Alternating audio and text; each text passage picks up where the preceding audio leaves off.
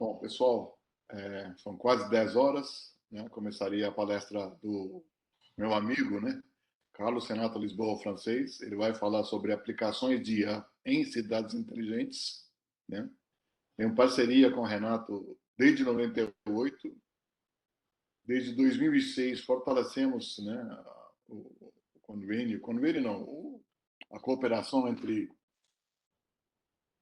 Programa de Pós-Graduação em Engenharia Elétrica e de Ciência e Computação do Federal do Pará, Universidade Federal do Pará, e o CAP, Computação Aplicada do INPE. Fizemos várias parcerias, de troca de docentes, troca de alunos, né? E continua essa parceria até hoje. O Carlos Renato hoje é professor titular da Faculdade de Engenharia de Computação e Telecomunicações da Universidade Federal do Pará e também atualmente é diretor da Agência de Inovação Tecnológica da Universidade. Ele fez doutorado na ICMC, Universidade de São Paulo, né? E na área de ciência de computação e matemática computacional. Ele fez pós-doutorado no Instituto de Engenharia de Sistemas e Computadores, Tecnologia e Ciência, da INESC, na cidade de Porto, em Portugal. Também foi pesquisador visitante sênior no exterior, no Chalmers University, na Suécia, mas as atividades foram suspensas por causa da pandemia do Covid. Foi presidente da empresa de processamento de dados do Estado do Pará, entre 2007 e 2010. Foi membro da primeira comissão assessora de computação do INEP, da MEC, até 2011. Foi pró-reitor de pós-graduação, pesquisa e inovação tecnológica da Universidade Unifespa, né? Universidade Federal do Sul e Sudeste do Pará, de 2013 a 2016. Foi reitor pró-tempore da Universidade Federal do Sul e Sudeste do Pará, Unifespa, e é bolsista de produtividade 1D do CNPq. Ele orienta o programa de pós-graduação em engenharia elétrica e também de ciência de computação da Universidade Federal do Pará. Formou já 34 mestres, 26 doutores e 2 pós-doutorados. Renato, antes de tudo, muito obrigado por ter aceitado o nosso convite neste evento World Cup, excepcionalmente organizado pelos alunos do nosso curso de computação aplicada. E o microfone é seu. Muito obrigado mesmo. Diego, muito obrigado. Muito obrigado pelo convite, né? O World Cup já virou uma bela tradição, né? Do INPE, né? E sempre com uma programação muito eu vi o final que me antecedeu, né? Sim, Sempre sim. com uma programação bastante variada, né? Que dá assim, um background fenomenal para os alunos de computação aplicada, né? Dá em abrangência e profundidade as possibilidades de atuação de computação aplicada. Por coincidência, a nossa área de concentração aqui no programa de engenharia elétrica também é denominada de computação aplicada, né? Então, assim, durante muito tempo, isso passou a ser um problema, né? De defender, dentro de um programa de engenharia elétrica, a importância de computação aplicada. Hoje em dia, talvez essa área seja a liga entre as demais áreas de aplicação, né? Sistemas de energia elétrica e telecomunicações, né? Que hoje ninguém vive sem um algoritmo de IA, né? Então, em algum momento, né, mesmo que você não saiba, você está sendo, né, rastreado em algumas de suas características por algum programa de IA. Bom, então, falando em IA, eu vou começar, mesmo tendo falado sobre cidades inteligentes, né, e aplicações de IA nela, eu vou, então, pegar os primeiros slides dessa apresentação para apresentar uma rede da qual o professor Vijay faz parte, né, que é derivada de uma ação nacional que a gente conseguiu, né, arregimentar e submeter para um edital FAPESP, MCTI, CGIBR, né? Então, o nosso projeto é o único projeto em cidades inteligentes. Então, e certamente é o maior projeto do Brasil, né, em execução que utiliza a IA, né? Então, eu vou falar rapidamente dela, que é o projeto IARA, certo? Que é o acrônimo de Inteligência Artificial Recriando o Ambiente, né? Que faz um trocadilho entre a lenda amazônica, né?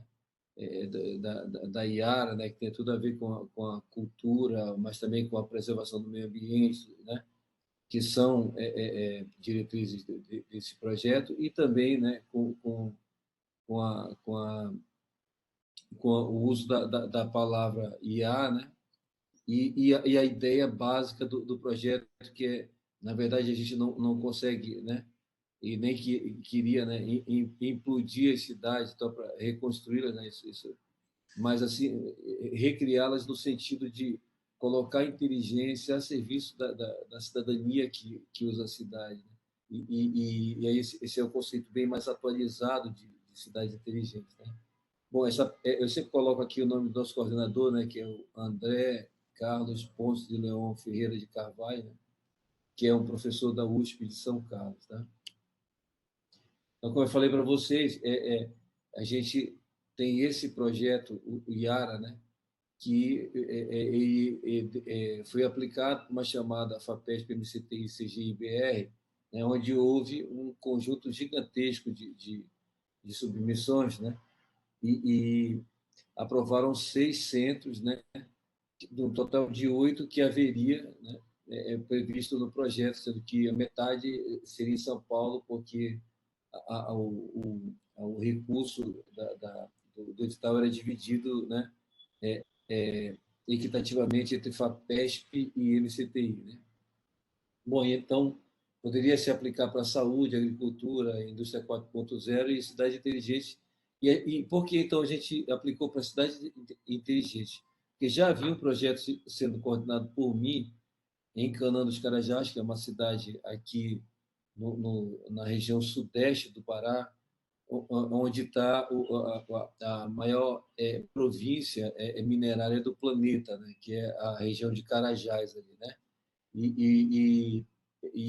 Nesse município a maior mina de minério de ferro do mundo, né? Que é a SOSD, que é explorada pela Vale, tá? Então a gente já fazia esse projeto junto com a USP, e quando surgiu esse edital, estava mais ou menos pronto qual era a ideia e as necessidades, né? E aí, obviamente, a gente aprimorou em função das demandas das empresas que se juntaram ao projeto. Então, e aí a gente tem uma série de, eu vou passar rapidamente sobre isso, né? Missões e visões, né? Do projeto, né?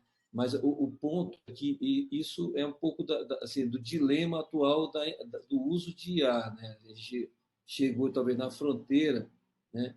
Em que a gente está naquele paradoxo de até onde a IA pode ir, né? Quer dizer, assim, tecnicamente ela pode ir, né? Basicamente a qualquer frente, qualquer lugar, né? Mas até assim, a gente passa a se deparar com restrições ou princípios éticos, né? Do uso de IA. E aí a gente tá bom, monitorar o cidadão e varrer suas redes sociais e tal para beneficiá-lo no melhor uso da cidade.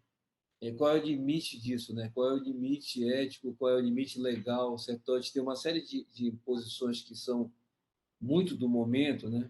Que a gente está se deparando e que a gente tem algumas respostas surgindo, né? De maneira legal, né? Tipo, a Lei Geral de Proteção de Dados, tudo mais, mas algumas de cunho mais ético, né? Assim, até onde a gente pode ir com o uso de inteligência artificial sem que a gente invada a privacidade, sem que a gente, né, atropele direitos e tudo mais, né? Então,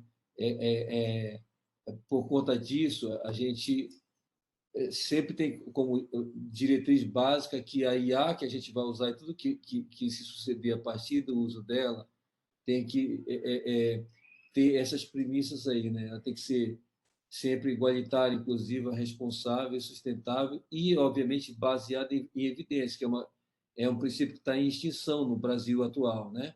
Então, a gente quer usar isso, inclusive, para apoio à tomada de decisão das cidades, né? E dos poderes públicos que gerenciam a cidade, para que não haja mais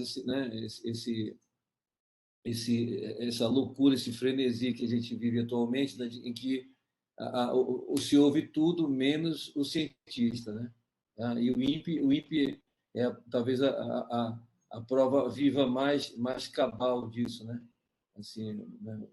O INPE vem sendo, né, vilipendiado sistematicamente, sendo uma das grandes referências internacionais, né, em monitoramento de meio ambiente.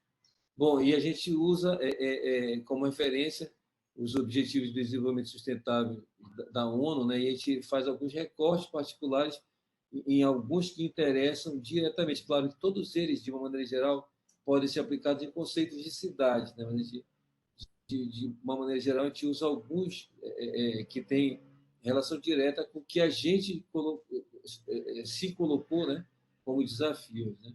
Tá? Bom, e até onde a gente vai, né? Então, se fosse um projeto só das universidades, né, é esperado que a gente vá até o que a gente chama de TRL 4 no máximo, né? 3 a 4, né? Que é um nível de maturidade, isso é uma escala feita pela NASA lá no final da década de 60, né? Para enquadrar os produtos que ela pedia para a indústria americana, né? Então estava no auge da guerra espacial, né? Certo, da corrida espacial, melhor dizendo, e eles precisavam ter garantia do nível que as coisas iam ser entregues para a NASA. Então eles criaram isso, que até hoje é muito usado, e hoje bem mais usado em função, né, no Brasil, por exemplo, ter recentemente, né, é, é, é, sancionado o marco legal de ciência, tecnologia e inovação. Tá? Então, o IARA, diferentemente, ele atua nos TRLs mais acima, porque tem um conjunto de empresas, né, de grandes empresas envolvidas, né, que a gente vai falar daqui a pouco. Tá? Bom, a estrutura que a gente chama de comitê executivo do IARA, né, ele tem basicamente essa conformação, mas eu vou citar aqui uma pessoa muito importante, né, que é o professor Nandamundi Lankalapai Vijaykumar, que é responsável pela coordenação de relações internacionais. Então, toda a nossa articulação com entidades internacionais de maneira geral, não só com universidades, é feita por intermédio do professor Vijay, tá? E eu sou responsável pela coordenação de relações nacionais. Então, as universidades, institutos que eventualmente queiram entrar na rede ARA, isso passa a ser um problema meu, digamos assim, né? Bom, quais as cidades que originariamente entraram no projeto? Né? São 10 cidades, né? Então aí tem uma cidade, pelo menos, a cada região, né? Então, tem uma do Centro-Oeste aqui, né? Que tá no Mato Grosso do Sul, né? E aí a gente tem duas cidades que estão mais na dianteira, mais na vanguarda, que são Canaã dos Carajás e Guarapuava. Guarapuava muito estricto senso em saúde, né? E Canaã dos Carajás mais abrangente em várias áreas, como eu vou mostrar algumas provas de conceito rapidamente aqui. Tá? Quais são os principais parceiros? Coloquei alguns aqui, alguns não carecem de apresentação, né? Intel, Ericsson, TIM, né? A própria Stellantis, né? Talvez vocês não reconheçam o nome, né? Em função da mudança recente, mas a Stellantis é a quarta maior montadora automobilística do mundo, né? E ela é fusão, produto da fusão da Fiat, Chrysler, Jeep, uma série de montadoras, né? Consolidadas e historicamente muito importantes. E aí a Fiat ainda é a majoritária, e essa é talvez a nossa principal parceira no momento inicial, né? É, ela e a Splice, né? A Ericsson, a gente tem uma parceria, né, de muito tempo com a Ericsson aqui, a UFPA, e a gente já faz alguns projetos com eles há bastante tempo, né? Mas a Stellantis, inclusive, está no comitê gestor, tá? Representando essas empresas. E as ICTs nacionais, né? A gente tem todas as grandes universidades que têm grupos de IA no país. Né? Então, tem USP, né? UFPA, UFPE, Federal do Rio Grande do Sul, PUC do Rio, ITA, né? Federal de Pernambuco, que é um grupo importantíssimo, né? Federal Fluminense, por outro lado, o INPE, que deve estar em algum lugar que eu estou conseguindo visualizar a logo do INPE, né? O ITA, né?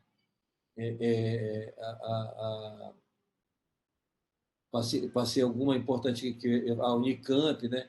E a UFSCar, e, obviamente, a gente tem algumas que estão por se consolidar, tipo a Federal do Sul e Sudeste do Pará, que são universidades novas, né?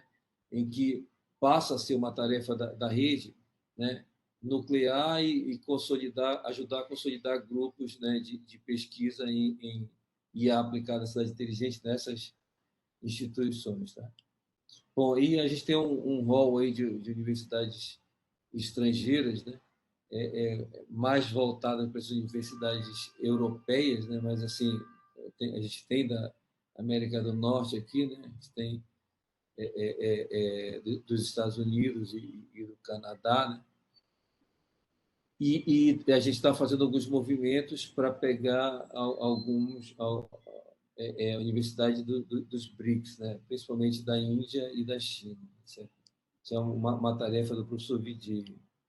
Tá? Então, agora vamos entrar então, no que é a ideia mesmo dessa palestra e da principal motivação que nos levou a escrever um projeto nacional, certo? Em cidade inteligente, não em outra área qualquer daquelas que o edital permitia. Então, é o projeto Smart City Encanando os Carajás. Né? Então, ele começou lá no final de 2017, 2018, né? Com a gente propondo para Cana dos Carajás, né?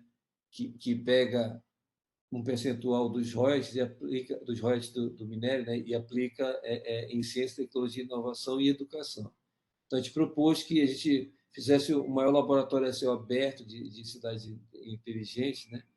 Envolvendo tudo que é tecnologia, IoT, né? Drones, né? E vários outros dispositivos que coletam dados sensores e tudo mais. Instalasse uma capacidade de processamento, né? e de alta capacidade, né? E também de alta condição de armazenamento, para que a gente pudesse fazer soluções extremamente sofisticadas do ponto de vista computacional, né? A partir delas fazer, né, assim, aquilo ser um vetor de uma série de outras ações. Então, não nos interessava só desenvolver aplicações, também nos interessava, né? Mas esse projeto, então, ele abrangia basicamente 5 frentes, né? Que, além de montar essas infraestruturas de computação, de telecomunicações, de IoT, né? E tudo mais, certo? A gente desenvolver aplicações inteligentes, né? A gente precisava gerar capital humano para que isso tivesse longevidade quando os projetos acabassem, né? E a gente tem uma série de cursos, né, de capacitação para a comunidade em geral da região ali, né? Certo? E também a gente está começando a criar um berçário de startups que vai ter financiamento do mesmo fundo que eu falei para vocês, que é chamado de Fundo de Desenvolvimento Sustentável, né? Fundo Municipal de Desenvolvimento Sustentável, que vai aportar recursos para o financiamento de startups no modelo muito semelhante ao que é o Porto Digital em Recife, com a mesma intenção de apresentar uma outra alternativa de matriz econômica, né, que não seja totalmente dependente do minério. Né? O minério é abundante ali, mas ele é finito. Né? E aí, quando acabar, precisa haver uma alternativa. Né? E a alternativa mais perene, certamente, é recursos humanos qualificados. Né? Tá? Bom, então, a gente sempre fatia o problema, né, para tentar torná-lo mais fácil de entender. Né? Então, basicamente, a gente tem um eixo, né, em que a gente coleta informações, né, de diversas naturezas, né, certo? A partir de diversos dispositivos, câmeras, reconhecedores faciais, smartwatch, óculos inteligente, drone com câmera, as câmeras normais com alta resolução ou câmeras hiperespectrais, né? E aí a gente precisa de uma superestrutura de telecomunicações para transmitir, porque está falando né, um conjunto de informação gigantesco, né? E a gente tem lá um conjunto de provedores que tem toda a sua estrutura baseada em rede ótica, né? Já em redes óticas mais modernas e mais baratas, tipo GPON, né? Não é mais o prevalente lá, o padrão que, por exemplo, era há 10 anos atrás, tipo gigabit Ethernet, né? E, do outro lado, a gente criou uma estrutura toda de supercomputação, né? Então, por que isso, né? Porque a gente quer que isso seja de uso, inclusive, das startups. Então, se a gente fosse alugar em nuvem, que é uma outra solução, né? Esse serviço em nuvem, a gente teria que a todo tempo, né? E com dados extremamente sensíveis, a gente tem dados de pacientes, de alunos menores, certo? Ter que ficar ampliando, né? Contratações de nuvem para cada inserção de um novo conjunto de aplicações, né? Que não fossem mais só as aplicações desenvolvidas pela universidade, né? E aí as universidades que estão sediadas lá vão poder usar, o próprio poder público vai poder usar, o cidadão vai poder usar, né? E as startups também vão poder usar, tá? Bom, então aí para a gente, uma daquelas TRL, né, que o nível 3 lá é chamada de provas de conceito, POC, né, do inglês, né? E aí a gente apresentou, eu vou falar rapidamente de cada uma delas, depois a gente pode, em outro momento, né, se der tempo, a gente conversar mais especificamente sobre elas, tá? A gente apresentou algumas provas de conceito para, aí depois, com o entendimento do especialista de domínio, a gente levar cada POC daquela para campo, né, para o mundo real, certo? Já para entrar em produção, mesmo que numa escala menor do que a escala total daquele setor, né? Então, vamos para primeiro falar rapidamente, né? Aí eu vou me concentrar mais nas coisas que usam o IA, tá? Na parte das aplicações que mudam o IA.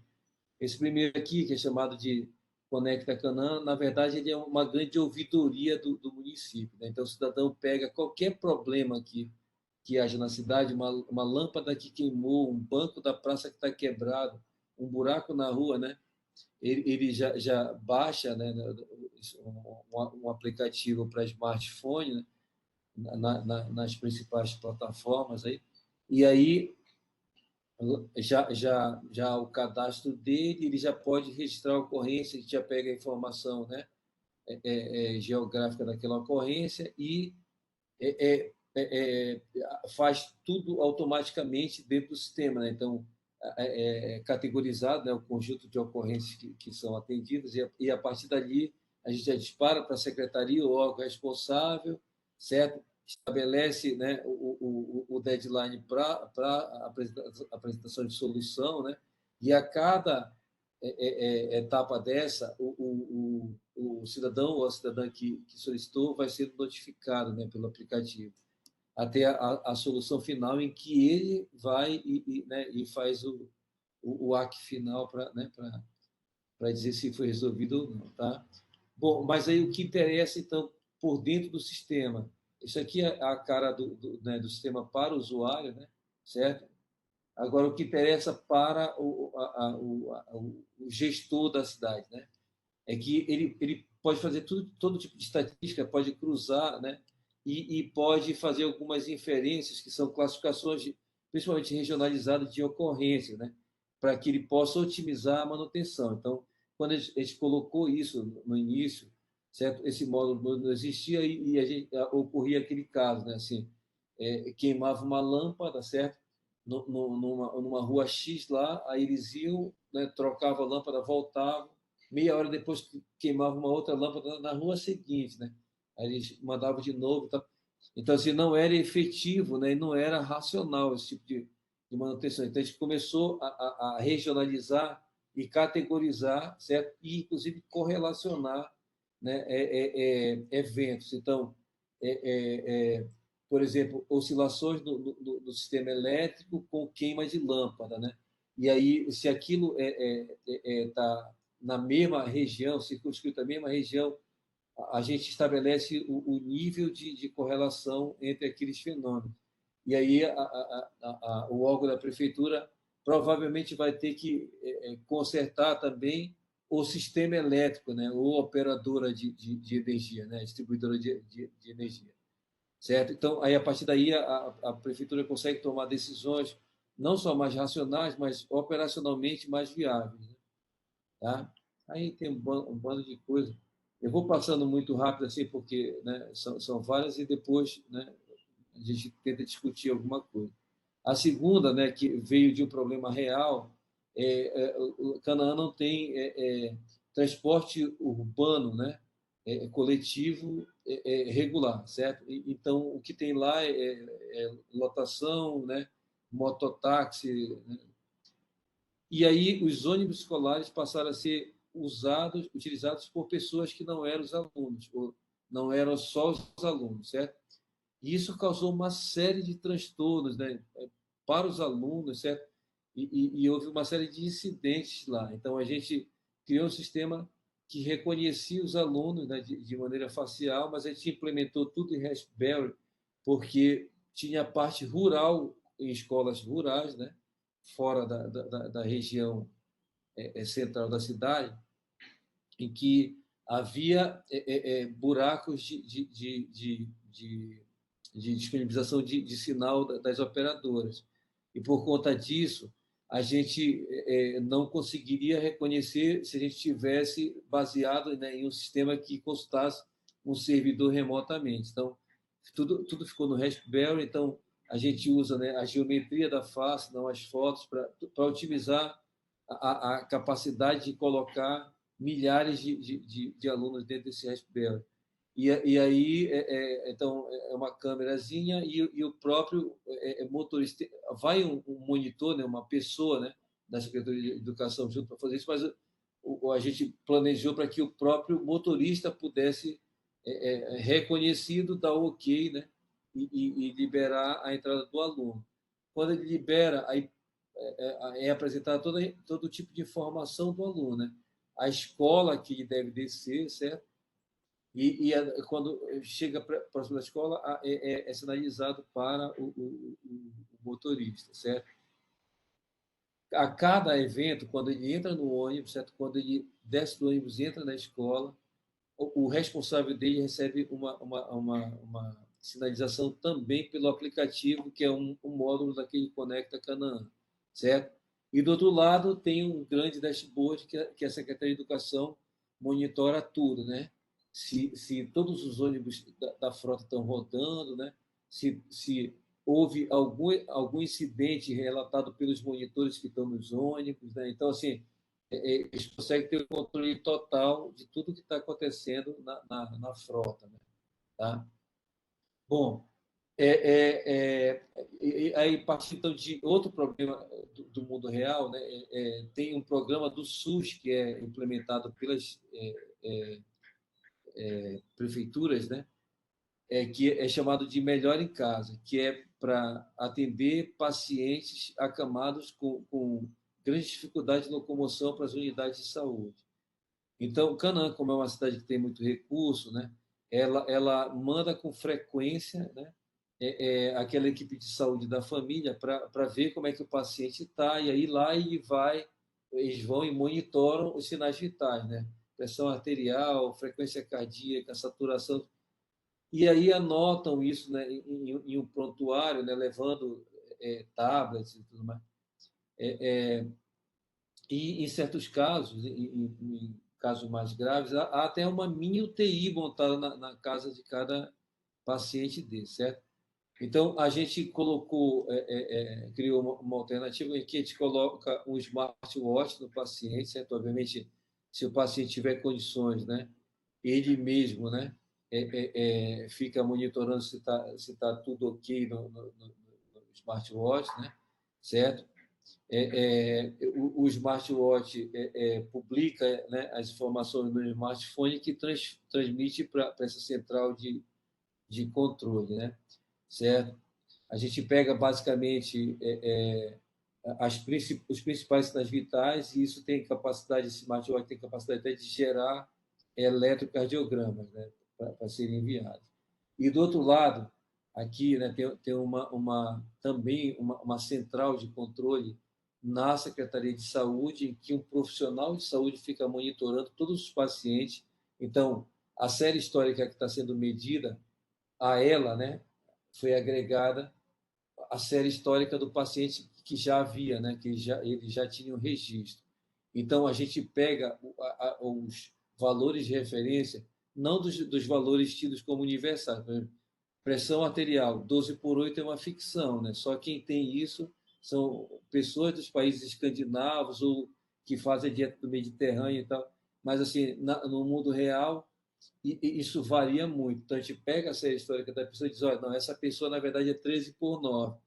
E aí, a cada variável dessa, a cada passagem, né, ou para cima ou para baixo, né, dos valores de referência, aquilo é tratado como outlier, é sinalizado, certo? E é cruzado com o conjunto dos outros parâmetros, de maneira que a gente possa ver se aquilo é simplesmente, né, que o professor Vijay passou uma prova, né, para aquela pessoa e aquela pessoa ficou reprovada, né? E aí teve um pico de pressão momentâneo, mas é só aquilo, ou se de fato há eventualmente uma descompensação das outras variáveis, a gente cruza isso, faz a correlação, né? A gente usa rede bayesiana para fazer isso, e estabelece o que a gente chama de impressão diagnóstica. Nós não somos médicos, certo? Nós fizemos levantamento com os especialistas, né, da área de saúde para ver o que de fato a gente deveria sinalizar, né? E ali aparece a sinalização para a tomada de decisão do profissional de saúde. Então, ele vai dizer se aquilo é o caso de simplesmente ligar para o paciente ou se é para mandar uma ambulância porque o paciente está infartando. Tá? Então, isso, na verdade, é feito numa escala menor. Esse Melhor em Casa é um programa que atende menos de 100 pacientes, certo? Porque a gente precisava começar, né, com um programa mais controlado, digamos assim, certo? Existem programas que são milhares de pessoas, tipo o de controle de pressão arterial, né, que é um programa do SUS também, que lá tem mais ou menos 100 mil pessoas, né? Eles estimam que tem 100 mil pessoas em Canaã, aí pelo menos metade dessa população é hipertensa. Bom, e aí o que eu reputo como a nossa melhor contribuição atualmente, né, que a gente está vendo uma pandemia silenciosa, né, que a gente ela não é transmissível, portanto ela não causa o mesmo alarde, né, que causam as que são extremamente transmissíveis, como a de Covid, mas é o aumento, né, exponencial, como a gente nunca viu na história, né, recente ou na história monitorável, né, que é o crescimento de autismo. Para vocês terem uma ideia, né, a gente relaxou as medidas de proteção contra a Covid, pegando, né, um parâmetro que a OMS usa, que o CDC americano também usa, que é quando ocorrerem 200 ou menos casos por cada 100 mil habitantes, certo? A taxa de autismo nos Estados Unidos, certo, é 1 a cada 59 crianças né, que nasceram, por exemplo, em 2018, certo? Então, é uma taxa assim, estratosférica, certo? E que quanto mais precoce esse diagnóstico, mais efetivo é o tratamento, porque hoje é chamado, né, de não mais de autismo, né, mas de transtorno do espectro autista, porque é um espectro de fato, né? Há gradações, né? Há autismo muito leve, né? Há autismo muito incapacitante, e nesse meio tempo há variações, né, do autismo, síndrome de Asperger, que é que a característica é o autista ter o hiperfoco. Então, ele não tem nenhuma restrição cognitiva, pelo contrário, né? Ele é genial naquilo que ele gosta e que ele concentra o foco dele, né? E aí a gente desenvolveu, aí a literatura prega aí algumas maneiras, né, que são sinalizações possíveis para reconhecimento do autismo. Então, eu vou passar isso aqui, né, porque são informações, mas a gente criando uma técnica, né, que a literatura preconiza para perceber reações inesperadas para estímulos extremos. Então, a gente fica filmando as salas de aula, certo? A gente teve que pedir autorização para todos os pais, né, dos alunos para fazer, inclusive o piloto. Essa aqui é a foto da prefeita de Canoa dos Carajás. E a gente criou, né, uma estrutura toda, né, baseada em deep learning para reconhecer reações de neutralidade. Então, a gente pega estímulos extremos, o professor ou conta uma piada, ou conta uma história muito triste, né? De maneira aleatória, em tempos aleatórios, em dias aleatórios. A gente vai montando a série histórica e vai pegando, né, alunos que recorrentemente têm reações de neutralidade, certo? Isso não necessariamente corresponde especificamente a um caso de autismo, mas é um forte indicativo de que é um importante caso para ser investigado pelos especialistas. Então, quem são os especialistas? Né? O neurologista, o terapeuta ocupacional, o psicopedagogo, o pedagogo. Né? Então, a psicólogo, toda essa a equipe interdisciplinar vai se debruçar sobre aquele caso para ver se há, né, alguma característica que foi detectada pelos testes, né, e que de fato precisa, né, de tratamento, né, e de estratégias específicas para melhorar a relação ensino-aprendizado. Tá? Isso aqui é feito com uma aluna de doutorado nosso. Tá? Então, a gente já desenvolveu essa estrutura inteira, certo? E aí a gente fica montando a série histórica. Então, agora está na fase de montar a série histórica, né? Porque a gente não tem que pegar um conjunto numa janela de tempo razoável, né?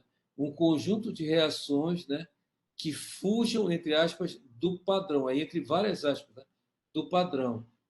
Isso pode servir, né, no primeiro momento, esse tipo de reação, né, que são dos extremos, né, ou felicidade, ou tristeza, ou neutralidade, para não só o TEA, né, o autismo, mas como o TDAH, né, que é déficit de atenção e hiperatividade, e o TPAC, né, que é o transtorno de processamento do sistema auditivo central, que a criança não reconhece alguns sons, alguns fonemas, né, e ela não consegue depois montar o Lego, né, da semântica daquilo que está sendo apresentado. E por conta disso, às vezes ela não consegue reagir a estímulos porque ela perdeu pedaços, né?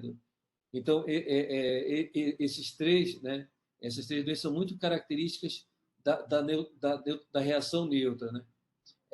Já há pedidos da Secretaria de Educação lá para que a gente avalie um outro conjunto de reações totalmente diferente para tentar mapear transtornos, perdão, né, esse conjunto que é chamado doenças da alma, né? Depressão, ansiedade, síndrome de pânico, bipolaridade, né, e por aí vai, certo? A gente ainda não fez, porque aí é um outro conjunto de especialistas, certo? E um outro conjunto totalmente diverso desse de reações, tá? E a gente tem também um conjunto de aplicações de visão computacional, e eu já vou parar aqui, tá, Vitinho? Que a gente fez com imagem de drone e redes. Aí eu vou logo responder, porque foi pergunta para a palestra que me antecedeu, né? A gente usa redes IOLO aqui, tá? Que é muito eficiente computacionalmente para esse tipo de aplicação. Então, foi apresentado um conjunto de 3 aplicações para a gente no meio daquele pior momento da pandemia lá, certo? Então, lá é muito comum naquela região, né? A obstrução de vias públicas por presença de animais, certo? A outra era da própria pandemia, que era a gente detectar aglomerações de acordo com as diretrizes dos decretos, né? Então, havia o decreto municipal que dizia, olha, mais de 15, né? Já é uma aglomeração, mais de 15 pessoas, né? Na mesma região. E a outra que era detecção de lixo e água parada, porque lá, além do Aedes aegypti, né, que é responsável por zika, dengue, chikungunya, há outro vetor, que é o mosquito palha, que é muito característico daquela região sul e sudeste do Pará ali, que é responsável por leishmaniose, né, que também tem características epidêmicas daquela região.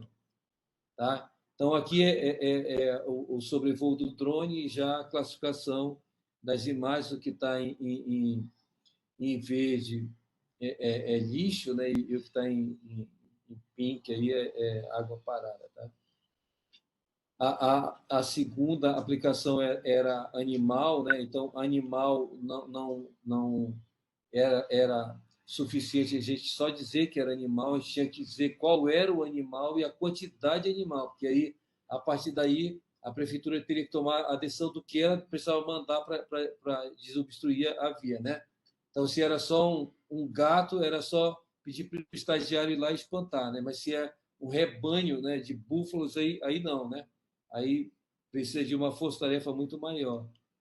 Da mesma forma, né, a gente usando, aí a gente usava câmeras GoPro sobre os carros, né, e a gente reconhecia que eram pessoas, mas teria que reconhecer também a quantidade de pessoas circunscritas naquele espaço, para poder dizer que era né, não estava cumprindo o que preconizava o decreto. Tá?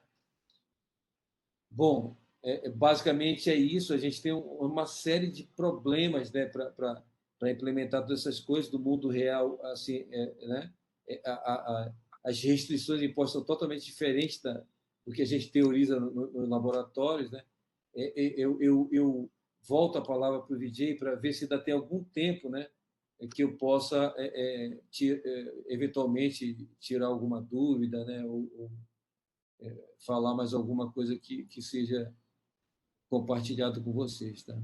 Bom, Renan, tem mais 20 minutos. Se quiser comentar alguma coisa, tá sem problemas. Ou esperar perguntas, fica a seu critério. Eu acho que assim, a gente teve algumas coisas que eu acho que vale a pena falar, que são problemas que a gente não tinha se deparado ainda. Né? Então, Sim. um deles, por exemplo, a gente fez algumas aplicações que são fortemente orientadas a smartphone. Né? Então, vou pegar o exemplo do smartwatch, né, e o paciente, né, acamado. E aí, uma das coisas que a gente teve que fazer é que, quando a gente ia transmitir, se a gente usasse a operadora, né, a operadora ia rotear aquilo, né, a gente chama de ponto de troca de tráfego, onde ela tem o ponto de troca de tráfego dela. Então, geralmente no Rio de Janeiro, né, em São Paulo, em Fortaleza, mas menos, obviamente, em Canaã, né? Então, aquilo gerava delays, né, que eram indesejáveis para determinadas aplicações. Então, a gente teve que fazer um ponto de troca de tráfego, né, que é autorizado, inclusive, pelo CGI e NIC, aí, né, que gerenciam a internet do Brasil, para que as aplicações funcionassem como numa intranet. Né? Então, se é do paciente que está em Canaã para a Secretaria de Saúde, que também está em Canaã, eu não preciso ir lá no Rio, né, fazer esse rope lá e voltar. Então, esse tipo de coisa a gente não tinha previsto, né? Certo? E já parou de compartilhar, né? Já Já parou, encerrei, já né? parou. Tá. Já parou. Bom, eu acho que é melhor ver se Ah, há algum interesse aí. tranquilo. Já tenho uma pergunta do Alan Calheiros, do corpo docente do nosso programa CAP. Né? Ele parabeniza o trabalho. Ele fala o seguinte, que eventos meteorológicos podem causar danos à sociedade. Então, suas previsões podem realmente mitigar alguns deles. Pergunta se o IARA tem alguma frente nesta linha. Na verdade, a gente espera, né, que os parceiros assim, eu vou generalizar a pergunta como é o nome dele? Desculpe. O Alan. Alan, né? Eu vou generalizar para pegar assim, o meio ambiente como um todo, né? Então, assim, que são preocupações, né? Assim, lá é uma região que, apesar de estar na região amazônica, né, está um pouco afastado da linha do Equador, então não chove tão constantemente como Belém, né? Certo? Então há incidências de foco de queimada, né? Durante uma boa parte do ano, né? Algumas provocadas, né? Certo? E outras naturais, digamos assim, né? Uma das coisas que eles pediram para a gente era como a gente podia monitorar isso, certo? Então, aí, assim, a Rede ARA tem o glorioso INPE, certo? Tem outros grupos, né, que se debruçam sobre assuntos né, tem correlação direta com o meio ambiente. Então, o que a gente tem lá, é, a estrutura que tem lá é capaz de medir qualquer tipo de fenômeno desse, certo? Então, assim, descarga atmosférica, foco de queimada, porque a gente tem um conjunto de sensores gigantescos, né? E, por exemplo, né, tem drone com câmera hiperespectral, que é uma coisa maravilhosa para detectar qualquer tipo né, de anomalia dessa. Para ter uma ideia, a gente sobrevoa, né, Floresta Nacional do Carajás lá e consegue perceber, por exemplo, né, alguns tipos de parasitas que ficam, né, parasita nas plantas mesmo, né, nas copas, a gente voa por sobre as copas das árvores. E aí, obviamente, só pode fazer isso por causa da câmera hiperespectral. O problema é que assim, o nosso grupo FPA e o grupo que está da USP não tem especialistas nisso. Então, a gente espera, e já há demandas, né, de Canaã e de outras, né, cidades para esse grande leque que é o meio ambiente envolvendo todas as coisas, né, de descargas atmosféricas, né, grandes, né, fenômenos inesperados, tipo inundações, relâmpagos e tal, que também acontece naquela região, certo? Mas acontece em várias outras regiões do país, por exemplo, no Rio de Janeiro, né? Então, o IARA tem 42 instituições, né? Certo? E a gente espera que, né, dentro dessas 42, incluindo, obviamente, o INPE, né, que essas demandas vindas dos municípios ou das empresas, né, sejam apresentadas para a rede para serem resolvidas pelos pesquisadores que possuem excelência nessas áreas. Então, assim, obviamente, eu não atuo nisso, né? Respondendo ao Alan, né? É isso. Mas, assim, eu sei de um bando de pessoas, né? Inclusive, um deles está coordenando essa sessão, certo? Que estudam isso há bastante tempo, que tem muito know-how né, que podem conduzir estudos, né, dessa natureza. Então, durante muito tempo, a gente fez projetos com o VJ que a gente pegava os dados do CPTEC, né, certo? Para fazer estudos de mercado de compra de energia no mercado futuro. Né? E aí correlacionava com fatores climáticos, né? Fatores econômicos e fatores climáticos também que são exógenos ao sistema elétrico, né? E aí a gente pegava os dados do CPTEC, e o CPTEC nos ajudava a interpretar os dados. Então, assim, a gente espera que essa rede toda possa responder a diversos problemas. E esse que você apontou certamente é um problema, né?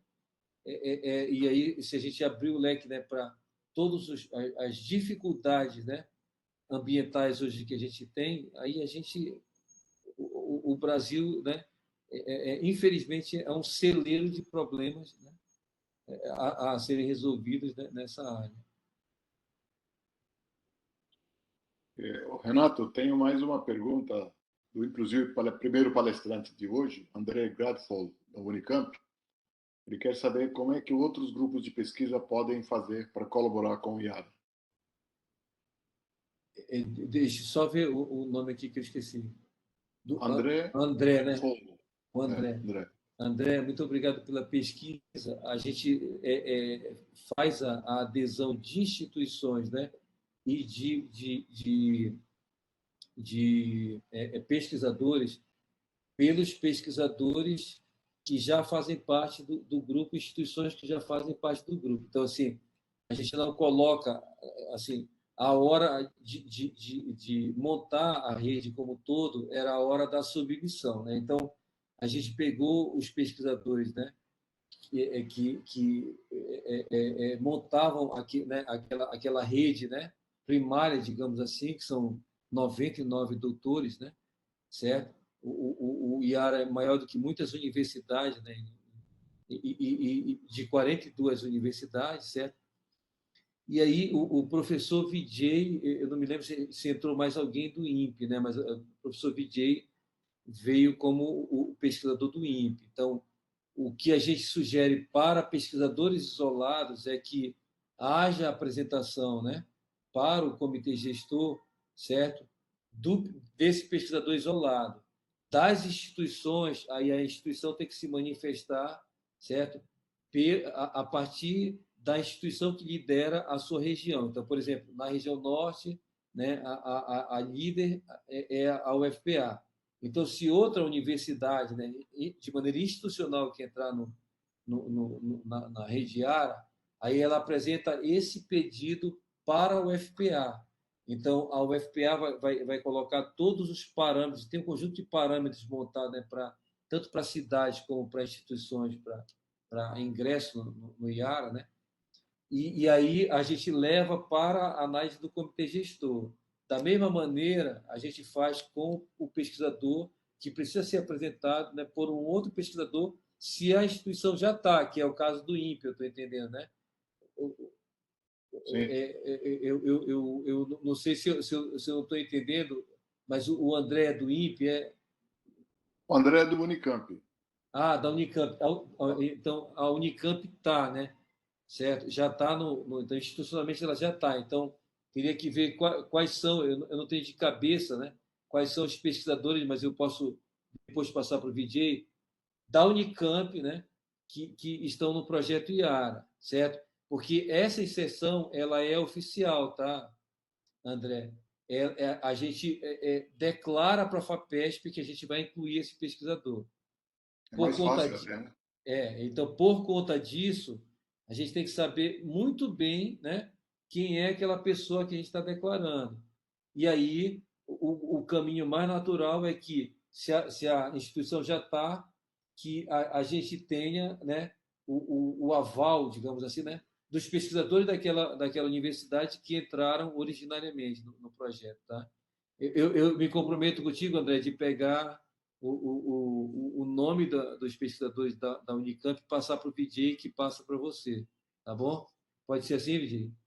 Tranquilo, tranquilo. Tá? Outra coisa para lembrar, Renato, é que a gente está com uma iniciativa no canal dos Carajás, por iniciativa nossa, porque o projeto oficialmente não começou porque a FAPESP não assinou o convênio ainda, porque tem muitas empresas participando, então a jurídica da empresa não aceita, a jurídica do FAPESP não aceita, então está não é briga, mas tentando fazer um campo comum para acertar as cláusulas. É só para enfatizar que, apesar de a gente É, estar trabalhando no Canaã, oficialmente não temos dinheiro da FAPESP ainda, por mas causa do convênio. assim, essa é a má notícia, né? Mas a boa notícia é que as empresas, né, naquele consórcio inicial, porque duas outras coisas pegando carona na pergunta do André, né? É que depois da aprovação já teve pelo menos 15 pedidos de cidades que pretendem, né, entrar e que se apresentaram como candidatos a entrar na rede, né? E algumas, inclusive, dando carteirada, né? Indo direto ao MCTI, certo? Para que, como se o MCTI pudesse nos obrigar a colocar, né? Porque havia regras do edital, né? Então, a gente é, conversa, então, né? A conversa é sempre mediada pelo MCTI, mas a gente explica, né? Quais são os parâmetros certo? Então, a cidade tem que investir em infraestrutura, né? Certo? Então, tem que ter um conjunto de parâmetros mínimos lá para a cidade poder se candidatar né, a ser uma. E aí ela tem que, obrigatoriamente, né, se vincular a uma instituição, né, a uma ICT da região dela, certo? E aí ela não pode vir sozinha, a cidade não pode vir sozinha, certo? E aí, nesse caso aí, que a FAPESP, né, só assina se for com todas as é, é, é, empresas, né, que põem contrapartida do projeto, felizmente, né, já está a versão final, já toda aceita pelas empresas, já no jurídico da FAPESP para assinar. Então, a gente deve estar assinando, se Deus quiser, ainda em setembro, no máximo no início de outubro, né? E aí a gente efetivamente vai poder começar a executar o recurso, né? Tá? A gente já começou a fazer as ações, né? Tá, para você ter uma ideia, só para, de novo, né? Aproveitando, Vijay, quando acabar meu tempo, desliga o microfone, tá? A Tá bom. Stellantis, né? A Stellantis montou 2 carros, né? Dois veículos que ela não tem, assim, não é de linha de montagem, né? Assim, você não compra na concessionária dela. Para a gente, cedeu em forma de comodato, né? Um para a USP e um para o UFPA, para que a gente fizesse testes, né? Dentro das cidades. Então, o da UFPA está encanando os Carajás, então a gente vai começar a fazer testes, né? De uma série de coisas, assim, desde monitorar tudo o que está acontecendo, né, pelas diversas câmeras a mais que vem, né, e o 4G que vem já de fábrica, né, e o conjunto de sensores que vem no carro. Então, para a gente monitorar se há um buraco na frente, né, mas eles pediram coisas, por exemplo, que não havia lá e que a gente está desenvolvendo, que é, por exemplo, né, na câmera interna, verificar, usando a mesma análise de sentimento que a gente está usando na sala de aula, se há fadiga, né, ou, né, é, é, é, sinais de fadiga do motorista, certo? Ou se há algum tipo de percepção de comportamentos, né, diferenciados dos passageiros do carro, porque eles apresentaram um estudo lá para a gente, né, promovido na Itália, né, em que os veículos, né, são o segundo maior lugar de violência contra mulheres e crianças. E aí, a partir de um conjunto de sinais, né, a gente poderia, né, apontar possíveis, né, casos de ocorrência desse. De novo, né, a gente tem que pegar especialistas para detectar quais são as reações que a gente tem que procurar, certo? Isso não estava no nosso radar, isso foi uma demanda da empresa quando ela começou a conversar com a gente. Então, apesar da gente não ter efetivamente, né, assinado, já está tudo funcionando, já está tudo rodando, né? Assim como o Vijay falou. Claro que o grande piloto é Canaã dos Carajás, mas as empresas já estão se envolvendo, inclusive a gente já está fazendo alguns pilotos de 5G, por exemplo, né? Em Canaã, antecipando, né, um cronograma provavelmente em 10 anos, né? Que cidades menores que 100 mil habitantes, no leilão é previsto a partir de 2027, no leilão, né? Que isso é uma ficção total, né?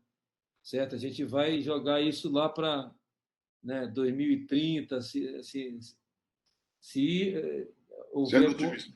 se houver bons ventos, né, e Deus, né, o Alá, né, o Krishna, né, permitirem, né, seja lá qual a religião da pessoa. Né? Então é isso, assim, a gente já está, né, a pleno vapor, mesmo não tendo assinado, né, oficialmente o convênio FAPESP, né, universidades e empresas.